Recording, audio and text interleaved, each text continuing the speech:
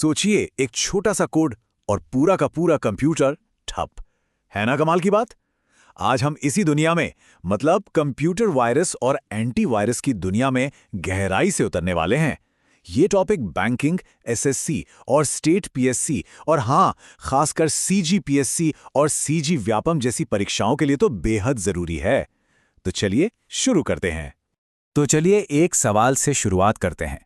दुनिया का जो पहला नेटवर्क वायरस था, उसने क्या मैसेज दिखाया होगा? इसका जवाब ना काफी दिलचस्प है। चलिए कंप्यूटर वायरस के इतिहास पर एक नजर डालते हैं। तो देखिए, कहानी शुरू होती है 1971 में। पहला नेटवर्क वायरस था क्रीपर, जो आर्पानेट पे एक मजेदार मैसेज दिखाता था। I am the creeper, catch me if you can. मतलब, मैं क्रीपर हूं, पकड़ सको तो पकड़ लो। वैसे ये ज्यादा नुकसान नहीं करता था, लेकिन इसने एक तरह से आने वाले खतरों की नींव रख दी थी। फिर 1982 में आया एप्पल II के लिए एल क्लोनर। ये फ्लॉपी डिस्क से फैलता था। और 1986 में ब्रेन वायरस ने तो पीसी की दुनिया में जैसे हलचल ही मचा दी, क्योंकि यह सीधा कंप्यूटर के बूट सेक्टर पर हमला बोलता था। तो ये तो हुई इतिहास की बात। अब इन खतरों की परिभाषा को समझते हैं। मैलवेयर, ये शब्द तो सबने सुना ही होगा। चलिए देखते हैं कि इसका असली मतलब है क्या। तो मैलवेयर, इसका सीधा सा मतलब है मैलिशियस सॉफ्टवेयर, यानी कोई भी ऐसे सॉफ्टवेयर जो गलत इरादे से बनाया गया हो। इसे एक बड़े से छाते की तरह समझ सकते हैं, जिसके नीचे वायरस, वर्म, ट्रोजन जैसे कई खतरे आते हैं। और इसमें सबसे कॉमन है कंप्यूटर वायरस।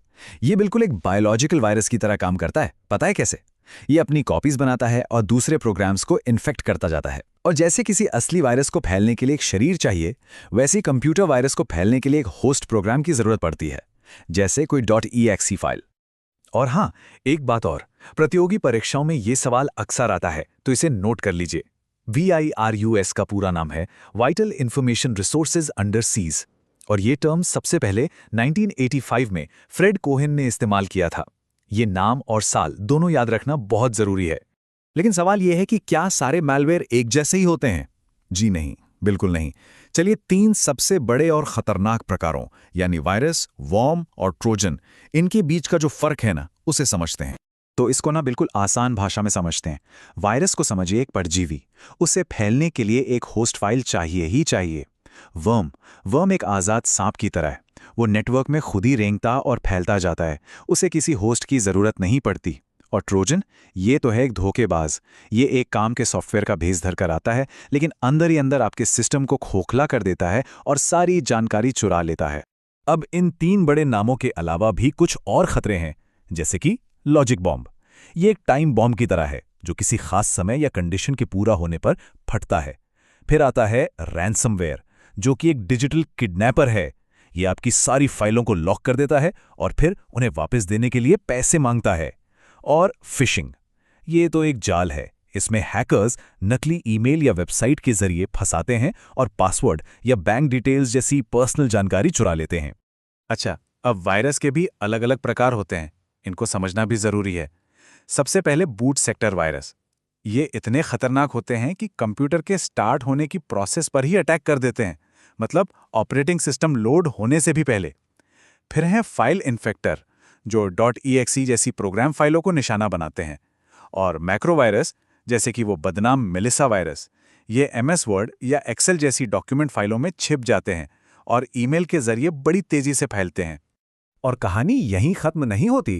कुछ वायरस तो और भी ज्यादा चालाक होते हैं, जैसे पॉलीमॉर्फिक वायरस। ये तो गिरगिट की तरह होते हैं।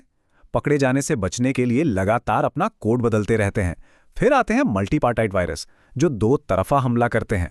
बूट सेक्टर और फाइलें दोनों को एक साथ इन्फेक्ट कर देते हैं। और स्पेस फिलर वायरस, ये तो और भी शातिर हैं। ये फाइलों के अंदर जो खाली जगह होती है ना, उसमें जाकर छिप जाते हैं, जिससे इन्हें ढूंढना लगभग नामुमकिन हो जाता है। तो इतने सारे खतरों के बारे में जानकर अब मन में यही सवाल आता है कि इनसे बचा कैसे जाए। और बस यहीं पर एंट्री होती है हमारे डिजिटल हीरो की, एंटीवायरस। देखिए, एंटीवायरस एक तरह का यूटिलिटी सॉफ्टवेयर है। मतलब एक ऐसा टूल जो कंप्यूटर को मेंटेन करने और सेफ रखने में मदद करता है। ये एक जासूस और एक गार्ड दोनों का काम करता है। मतलब सिस्टम में जो खतरे पहले से मौजूद हैं उन्हें ढूंढता भी है और नए खतरों को आने से रोकता भी है। और हाँ, एक और मजेदार फैक्ट जो एग्जाम में आ सकता है, पहले वायरस क्रीपर को हटाने के लिए ही पहला एंटीवायरस रीपर बनाया गया था। क्रीपर और रीपर याद रहेगा ना? तो अब सवाल ये है कि एंटीवायरस आखिर काम कैसे करता है। ये 4 स्टेप्स की एक प्रोसेस को फॉलो करता है। पहला है सिग्नेचर बेस्ड डिटेक्शन। इसमें ये जाने पहचाने वायरस की एक लिस्ट से फाइलों को मैच करता है, बिल्कुल वैसे ही जैसे पुलिस क्रिमिनल्स की तस्वीरों से मिलान करती है। दूसरा है ह्यूरिस्टिक एनालिसिस। इससे ये नए अनजान वायरस को उनके अजीब बर्ताव से पहचान लेता है। तीसरा रियल टाइम स्कैनिंग, मतलब ये लगातार सिस्टम पर अपनी नज़र बनाए रखता है। और चौथा स्टेप है क्वारंटाइन। अगर कोई इन्फेक्टेड फाइल मिलती है तो उसे एक डिजिटल जेल में डाल दिया जाता है ताकि वो और कोई नुकसान ना कर सके। अब मार्केट में कई जाने माने एंटीवायरस हैं, जैसे कैस्पर्सकी, नॉर्टन और मैकेफी। और ये जानकर अच्छा लगता है कि क्विक हील एक भारतीय कंपनी है जो दुनिया भर में सिक्योरिटी देती है। और एक अच्छी खबर ये भी है कि अगर विंडोज़ 10 या 11 इस्तेमाल कर रहे हैं तो उसमें विंडोज़ डिफेंडर के नाम से एक मजबूत एंटीवायरस पहले से ही मौजूद होता है।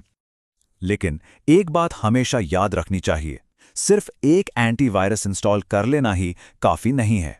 असल डिजिटल सिक्योरिटी एक किले की तरह होती है जिसमें सुरक्षा की कई लेयर्स होती हैं।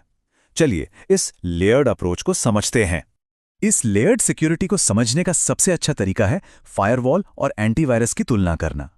फायरवॉल को समझिए नेटवर्क का गेटकीपर। यह तय करता है कि कौन सा डेटा अंदर आ सकता है और कौन सा नहीं। और एंटीवायरस है कंप्यूटर का पुलिस वाला, जो उन चोरों को पकड़ता है जो गेटकीपर को चकमा देकर अंदर घुसाए हैं। मतलब दोनों का होना बहुत जरूरी है। और ये जो तस्वीर है ना, ये साइबर सिक्योरिटी की पूरी कहानी को बहुत अच्छे से दिखाती है। इसमें सुरक्षा की कई परतें हैं, डेटा है, एप्लीकेशन है, नेटवर्क है और भी बहुत कुछ। लेकिन सबसे बाहरी और सच कहूं तो सबसे कमजोर कड़ी होती है ह्यूमन लेयर, हम लोग।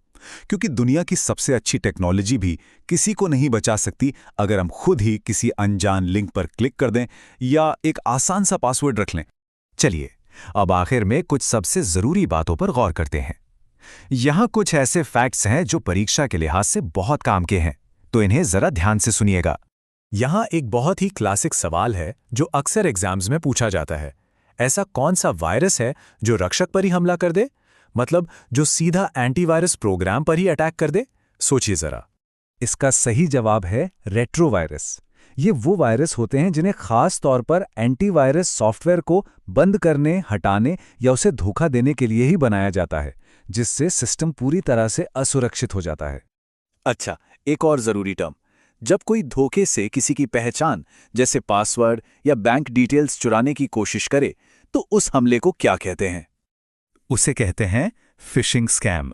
याद है ना, ये वही तकनीक है जिसमें एक नकली ईमेल या मैसेज भेजकर किसी सस्पिशियस लिंक पर क्लिक करवाया जाता है। तो फिर आज जो कुछ भी सीखा उसे अपनी फाइनल डिफेंस स्ट्रैटेजी कैसे बनाएं? बहुत सिंपल है। हमेशा अपने सॉफ्टवेयर को अपडेटेड रखें, मजबूत और यूनिक पासवर्ड इस्तेमाल करें, अपना फायरवॉल हमेशा ऑन रखें, किसी भी अनजान ईमेल या लिंक से सावधान रहें और हाँ, रेगुलरली अपने सिस्टम को स्कैन करते रहें। बस ये कुछ आसान से कदम ज्यादातर खतरों से बचा सकते हैं। और अंत में बस एक बात याद रखिएगा, दुनिया का कोई भी एंटीवायरस सॉफ्टवेयर हमारी अपनी सतर्कता की जगह नहीं ले सकता। इस डिजिटल दुनिया में हमारी जागरूकता और हमारी सावधानी ही सबसे बड़ा एंटीवायरस है। सुरक्षित रहिए।